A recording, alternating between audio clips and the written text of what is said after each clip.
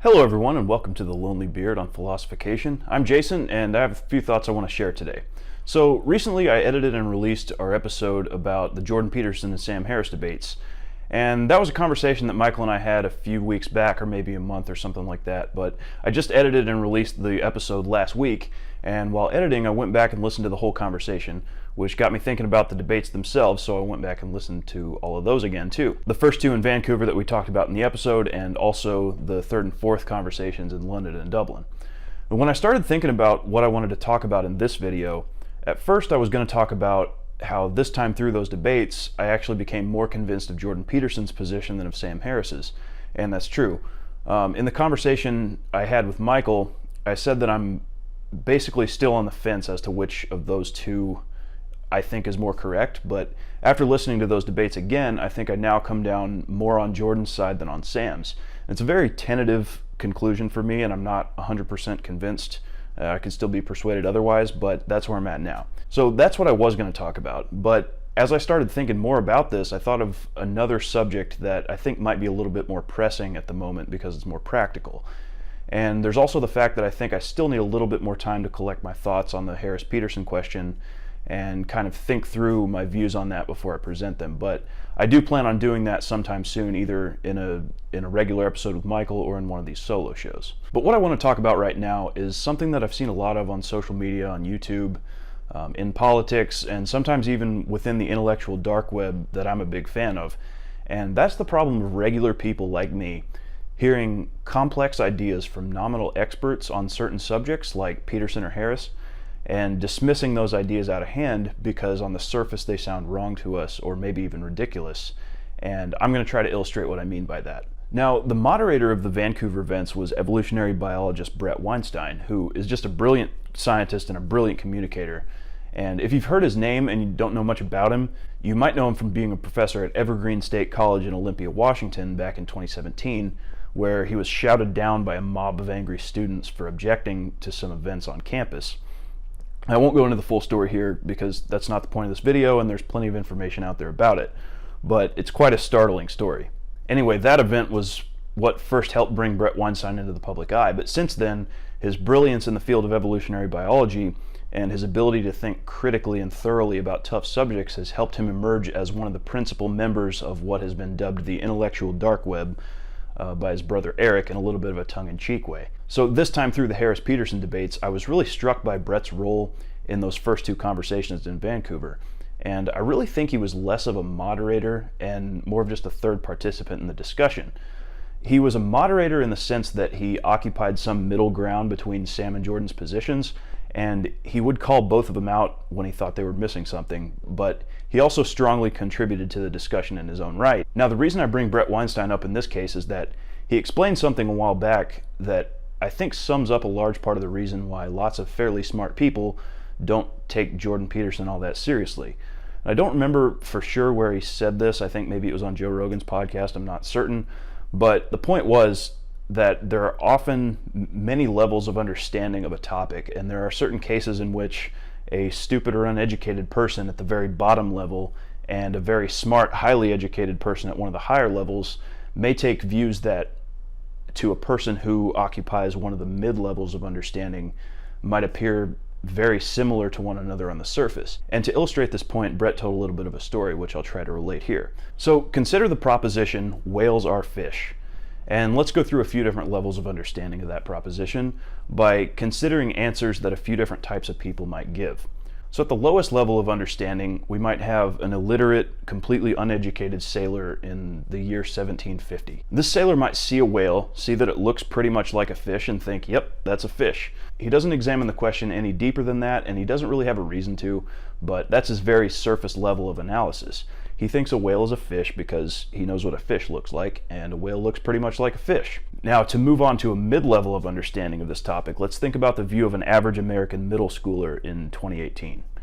This person might hear the claim whales are fish and say, no they're not, whales are mammals. This middle schooler will have learned a little bit about evolutionary biology, certainly more than the 1750 sailor knew, and they'll know that whales are members of the class Mammalia, along with dogs, lions, elephants, humans, and all the other mammals. So Despite the fact that a whale looks superficially like a fish, a person at this mid-level of understanding will say it's not one because they have a deeper understanding of what a whale actually is. Now, an even higher level of understanding would be the level of an evolutionary biologist who clearly knows more than the middle schooler about evolutionary biology. And what Brett Weinstein says in this example is that in response to the claim that whales are fish, an evolutionary biologist might say, yes, they are, in a sense. And that answer sounds similar to the 1750 sailor's answer, but the evolutionary biologist would be saying it for a deeper and more sophisticated reason. So like the sailor, he knows that whales superficially look like fish, and like the middle schooler, he also knows that whales are members of the class Mammalia. But unlike either of them, he also understands that all mammals, along with all reptiles, birds, amphibians, and fish, are all descended from a common fish ancestor. So from that perspective, whales are fish, and so are humans, dogs, frogs, lizards, turtles, eagles, every other tetrapod in existence on Earth.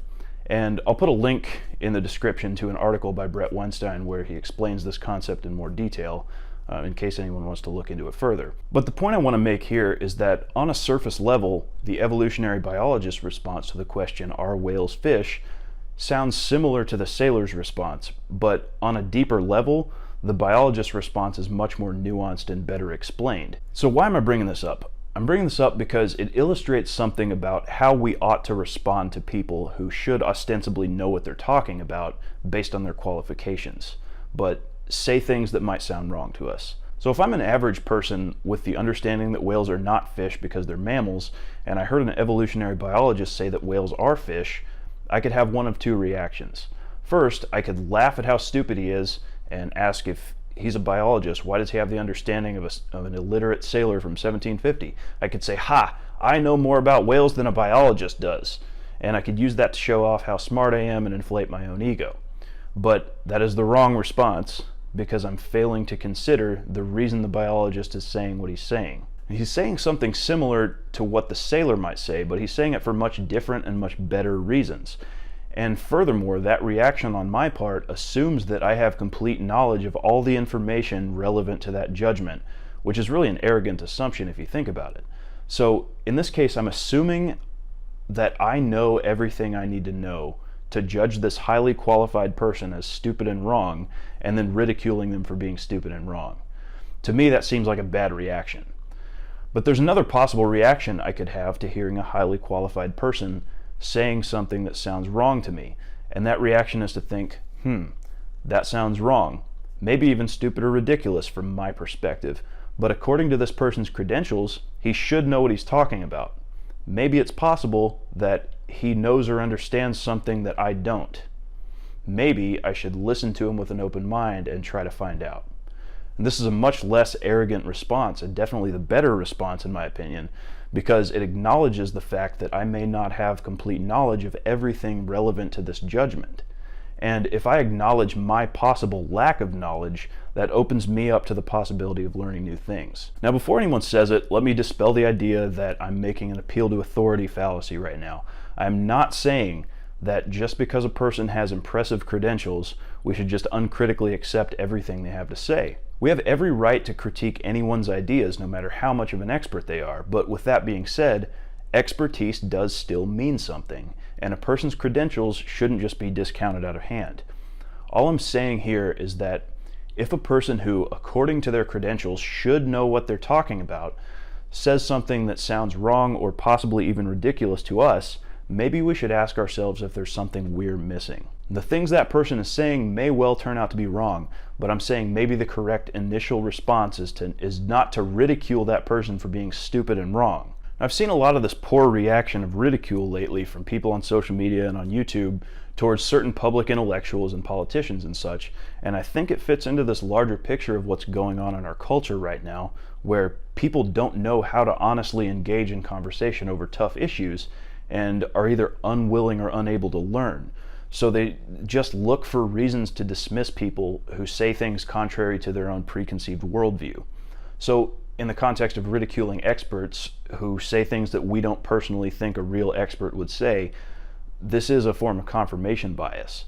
We have a view of a subject that we think is correct a nominal expert says something that flies in the face of what we believe, and instead of considering the possibility that maybe we're the ones who have something wrong, we ridicule the expert for being some kind of charlatan, which allows us in our own mind to dismiss their ideas. So my point in saying all this is that when I hear random people with no real expertise in anything saying that Jordan Peterson is a stupid or dishonest charlatan who doesn't understand psychology or totalitarianism, I just roll my eyes, because I've read Peterson's work and I've listened to him speak, and I can see for myself with my own eyes and ears that a lot of the arguments these people make are at best missing the point, and at worst dishonest or disingenuous. And the tone of some people just comes off as so condescending and smug. And all I'm saying is, if you're a random member of the population with no expertise in anything, just maybe you're in no position to act in this smug and condescending way to a published and cited research scientist and professor who has spent decades practicing clinical psychology and studying totalitarianism.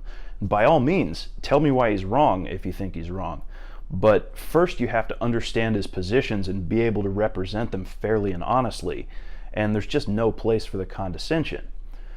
The same goes for when I hear random religious people with no expertise in anything saying that someone like Sam Harris is just an idiot to think that free will is an illusion or that there is no God. Because I've read Sam Harris's work and I've listened to him speak, and I can see for myself with my own eyes and ears that a lot of times critics are just misunderstanding or misrepresenting or just not even considering his reasons for thinking those things. And again, if you're a random person with no expertise in anything, maybe you're in no position to condescend to a published neuroscientist who has spent decades studying brains and minds and consciousness and religion. And one last time, you have every right to disagree with these people or with anyone else. But if they're an expert in something and you're not, maybe it would be a good idea to give the devil his due, listen with an open mind, and consider the possibility that maybe you're the one who's wrong. And for the record, I've been no less guilty of this kind of thinking than anyone else. I've had lots of things that I was absolutely certain of in the past, but have since realized that I was wrong and changed my mind. And if I've been wrong in the past, it's probably more than likely that I'll be wrong again in the future. So what could it possibly benefit me to smugly consider myself superior to people who have far more expertise than I do? If there's one thing I've learned since becoming an adult, it's that when it comes right down to it, I really don't know much of anything about anything, even about things that I used to think I knew a lot about. So I guess my point is just that maybe we could all benefit from being a little bit less certain about our own beliefs and opinions, because any of us could be wrong. And maybe if we're a little bit less certain, we could be a little more respectful to each other while we try to figure out who actually is more correct. So that's all I got for today. I am by no means an expert in anything. I'm just a guy with an opinion who could be stupid and wrong like everyone else. So if you think I am stupid and wrong, let me know why in the comments, or if you think I'm actually pretty smart and correct and have a great beard, let me know that too. And I'll be interested to hear some opinions. Now, a quick housekeeping note before I sign off.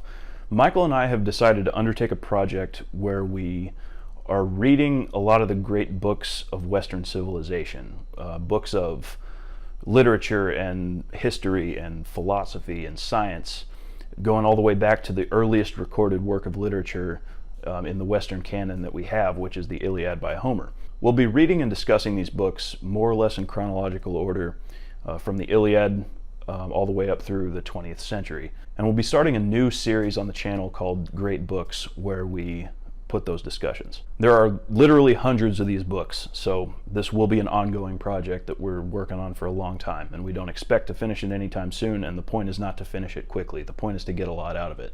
And in addition to that, I've decided to start a little bit of an extra project for myself, where after each of these books, I write down some thoughts of my own, and I've decided to start a blog where I can publish those thoughts. So I'm currently in the process of setting that up, and I will post links to that whenever I finish. So our reading list for this project comes from the 1972 edition, I believe it's 1972, of a book called How to Read a Book by Mortimer Adler. So that's a good book to read if you want to learn some of the rationale behind why we decided to start this project.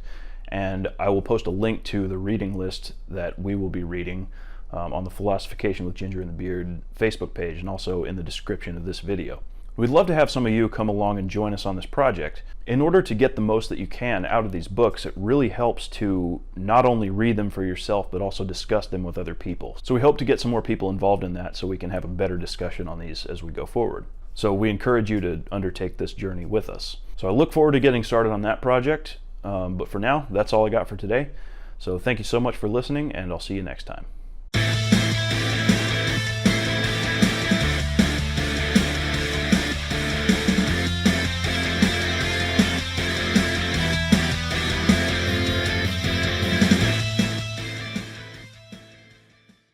If you like this show, there are many ways you can support it.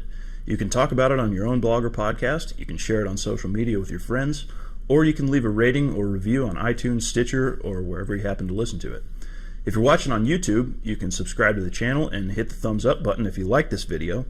Or if you really like us, you can support the show directly by going to patreon.com/philosophication. Thank you so much for your support.